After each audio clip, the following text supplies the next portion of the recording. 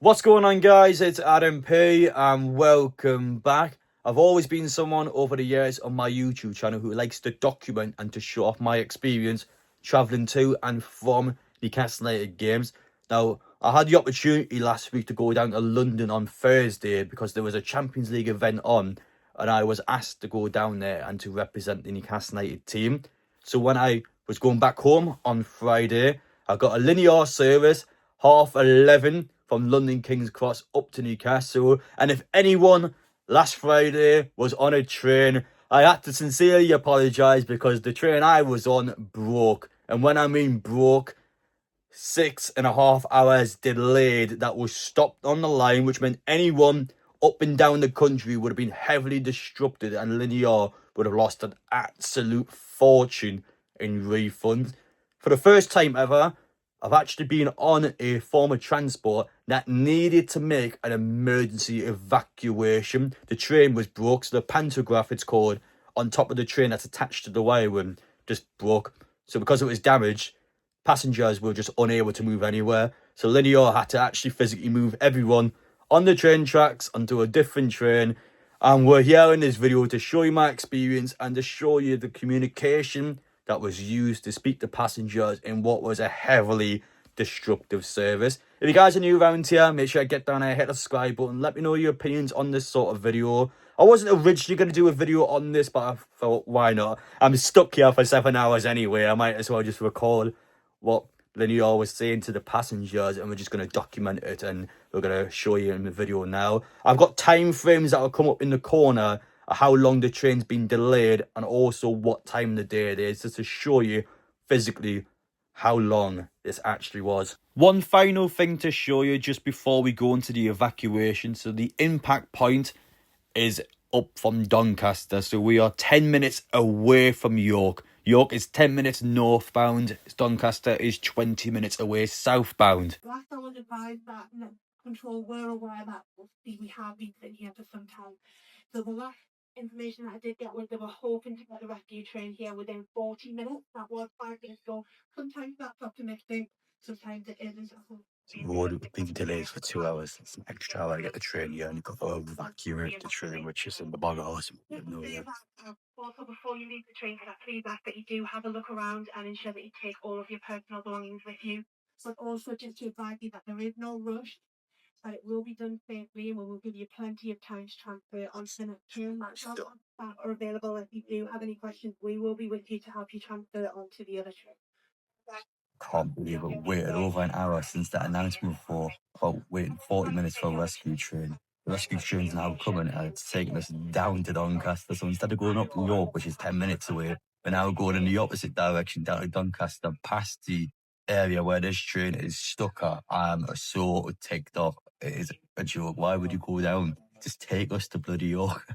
Oh, yeah, this train's obviously stuck here because of the issue, so they're taking us back behind this train that's already stuck. I've never been more baffled in my life.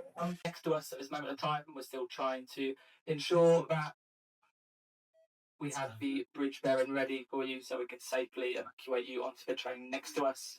For the time being, please stay seated within your seat. At the moment we get people coming through the train, that's when efficiency stops, and that's when things start to slow down. This evacuation will be done carriage by carriage, so until we come and see you, please stay in your seat. That ensures that we can make sure that we're all moving as efficiently, as safely as possible. The moment that we start having people walk through carriages on their own accord is when things start getting slow and it takes longer. So please just remain seated. We're coming through carriage by carriage to ensure this evacuation is carried out efficiently and as effectively, most importantly, as safely as possible. Thank you.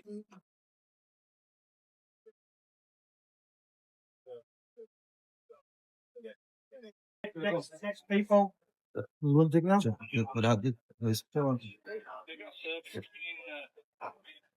Are you okay? Yeah, you can take this way from me and go towards the back of the train, alright? That's too much.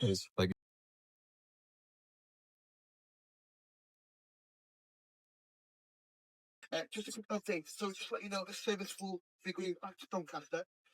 I'm just going to await for more instructions from my controller in terms of the next steps in terms of going northwards. I'm aware that some passengers are travelling flights of Edinburgh, Newcastle, York.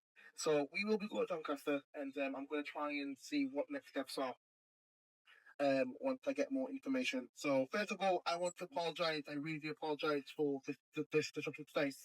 I know it's a Friday and probably wasn't part of your plan, but I do apologise for the inconvenience. All for obviously working with us, and I want to apologise for this delay for the service. I'm sure it was not today, so I do apologise for that. Now, I'm just currently in the middle of negotiating with my controllers with the next steps of what will happen now. We will be going to Doncaster. It's going to happen. This train will obviously end at Doncaster, and hopefully by then I'll have more information in regards to our next step. What's up there? Oh, no. Yeah, you just want to catch this before it gets busy. Just make sure you get on it.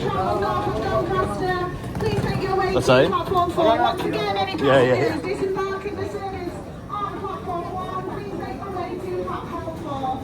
So it's currently 6:20, guys.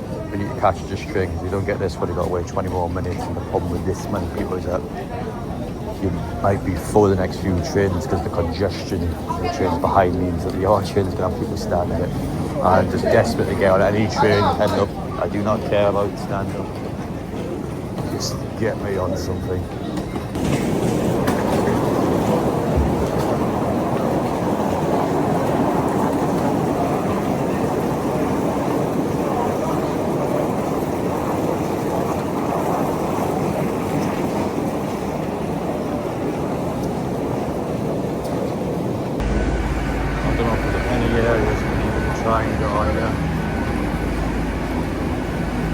This door is got space. Well, it's got space to do it.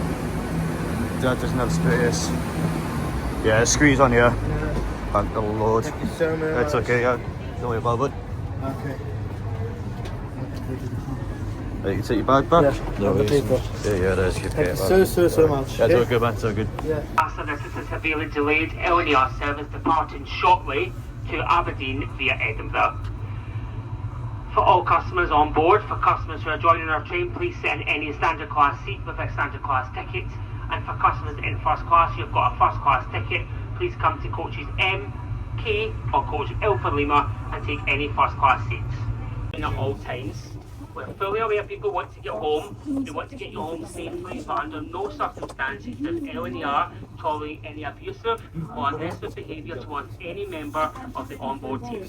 We're on the train with you to get you home safely, provide you with our service if we can.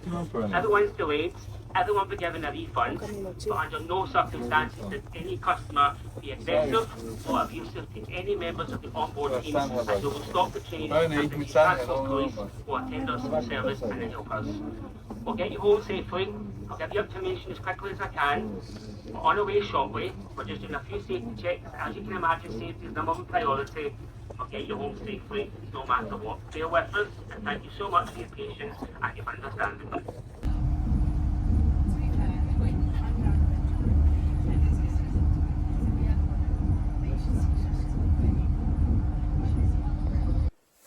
Where do we even begin with that? 6 hours and 30 minutes delayed. That is the longest delay I've ever had in any form of transport in my life. And that is also the first time in my life on a personal level we needed to evacuate a form of transport due to the fact it was physically unsafe to be on that transport if it was to move anywhere.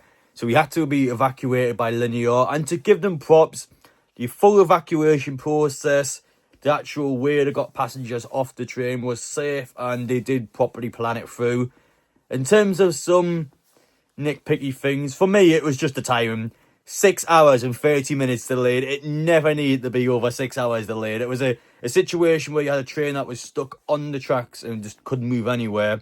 It took over 1 hour before anyone even got off the train and actually checked the damages on the train. I feel like surely in Linear's point of view, you would get the driver or you would instruct someone to check for damages. That would be the first thing you would do on the train to actually figure out what kind of damages I had. It was set off the intercom, and that was one of the only bits I didn't get in camera because I wasn't going to record a video at first, but then it just kept going on and on and on. I was like, you know what? You guys are probably going to enjoy me just being in a bad mood with the transport. So I ended up recording it in the end, but the first hour, they came in the intercom and told passengers that we are going to access our options. We're going to look at the situation. But it took over 1 full hour before anyone checks the damage. I feel like if I was an engineer, and trust me, I don't know anything about engineers or being a train driver, so I'm not going to tell people how to do the job, but I personally felt like you would check for damages first. I feel like that's just the thing you would do. That took over an hour before they could check it. It then took about an hour and a half so they could actually figure out that the train wasn't going to move anywhere. So once they knew the train wasn't going to move anywhere, it was then about evacuating the train, and getting the train to go alongside us took over an hour. And that train then took us down to Doncaster instead of York, so to show you the map of where we were stuck. We were quite close to York, and a lot of passengers as well were also getting off York, which meant anyone that was 10 minutes away from York and they were getting off there, they were delayed 4 hours just to get off at York. So that's quite bad luck.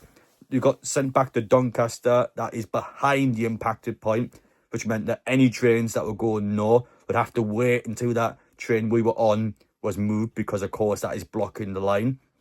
So we eventually got sent back to Doncaster. From that point onwards, it was actually quite good. Once we got to Doncaster, getting back up to Newcastle, I thought would be a nightmare.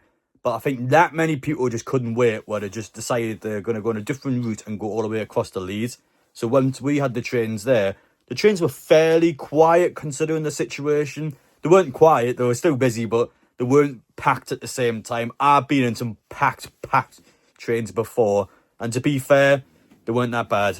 I will say off topic, trainline can get stuffed, by the way. So every time I go on the train, and to be honest, I've made the mistake now of trusting trainline. For some reason, I always just book trainline rather than through the train company themselves. So because I booked it through trainline and I did pay additional money for the travel insurance, trainline is still refusing to refund me. So I've got to go through the travel insurance, and it's essentially something that's just designed to take as long as possible, to make you as impatient as possible, and they're doing everything to not pay me back my 40 quid. It was like, the train was delayed over 6 hours. I am definitely entitled to a refund, and Trainline is making me go through all this legal crap just to get the money back.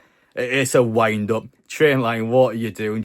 You might have seen someone in my video, but there was a passenger who was asking for my assistance. And just to let you know, I actually didn't know this before I seen it first hand on Friday, but because this was a Friday morning service that was delayed for several hours, we actually had a Jewish passenger on board the train. Now, in Jewish culture, Friday evening onwards until Saturday evening, no one who is Jewish is allowed to use electronics. So you're not allowed to use your phone.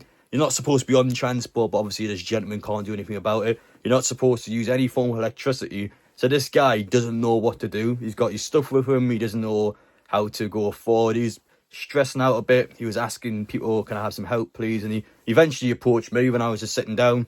He comes over and goes, well, can you help me try and get a taxi back from Newcastle to Gateshead? He needs to get back home, basically, and he can't use his phone. So I'm like, well, yeah, sure thing. I'm going back to Newcastle anyway. I don't mind that. And he also wanted me to help him carry his case around. I'm not sure in terms of Jewish culture how the case works. I'm actually not sure about that. But again, I was like, yeah, sure thing. That's fine. Don't worry about it. And this bloke was quite generous. He was trying to give me like a lot of money. I was like, no, I don't want your money. I don't want it. Like, you don't need to give me anything.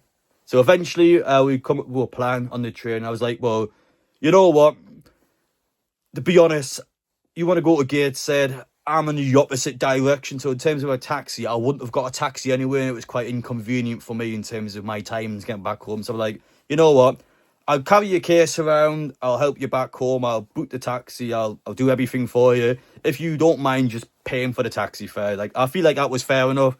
We agreed on that. Helped the bloke out. Got him back sound, but I didn't feel like when I woke up on Friday that I'd be stuck for 9 hours on a train and being a chaperone for a Jewish gentleman. Yeah, that's quite a story to tell, but yeah, everyone got back sound. It was just one of them ones where it was a bit unfortunate. I can't exactly blame Linear for the train breaking. It is what it is. It happens sometimes. Linear handled it kind of well. It just took forever. It did take a ridiculous amount of time, and especially 4 hours just to get passengers off the train and to then start moving the train along. Like, they should have figured out fairly quickly that the train was not going to move anywhere. So for me, it just kind of dragged on and on and on. But I do also understand there's a lot of safety measures in place. And again, linear is not my cup of tea. I haven't got a clue how to work a linear train, so who am I to tell other people what to do? I hope you guys enjoy watching anyway. Bit of a different video, but I feel like you guys just like it when I have a terrible time on the trains or on a plane or whatever it may be. So you know what? A lot of negativity and toxicity going on in Newcastle at the minute. Let's just have a laugh. Let's enjoy ourselves, and although we are still Newcastle related and we're still going to talk about Newcastle, let's do some different videos as well. That was my experience on a linear train last Friday in what is the worst delay I have ever seen in my life on any form of transport.